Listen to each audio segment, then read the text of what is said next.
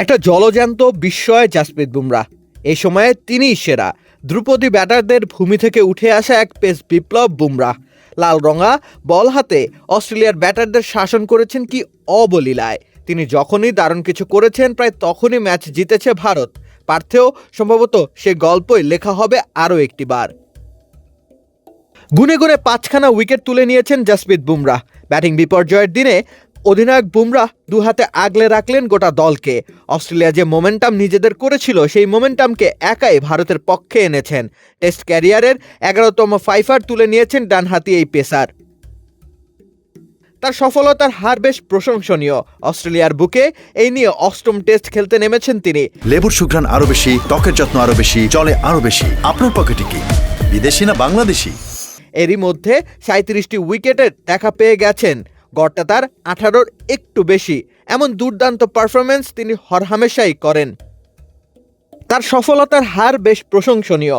অস্ট্রেলিয়ার বুকে এই নিয়ে 8ম টেস্ট খেলতে নেমেছেন তিনি। এরই মধ্যে 37টি উইকেটের দেখা পেয়ে গেছেন তিনি। গড়টা তার 19-এর একটু বেশি। এমন দুর্দান্ত পারফরমেন্স তিনি হরহামেশাই করেন। ইংল্যান্ডের মাটিতে তার 9 ম্যাচে 37টি উইকেট রয়েছে। দক্ষিণ আফ্রিকায় 38টি উইকেট পেয়েছেন 8টি টেস্ট ম্যাচে। একটু পেস বান্ধব কন্ডিশনে প্রচণ্ড ভয়ঙ্কর হয়ে উঠতে জানেন জাসপ্রীত বুমরাহ।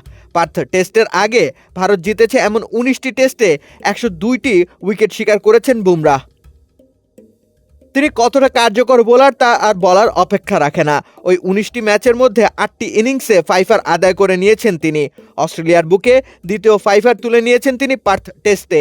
আরও একবার দেখিয়েছেন নিজের মুন্সিয়ানা। তাতে করে ভারতের বাইরে বুমরাহর এখন টেস্ট উইকেট সংখ্যা 131টি।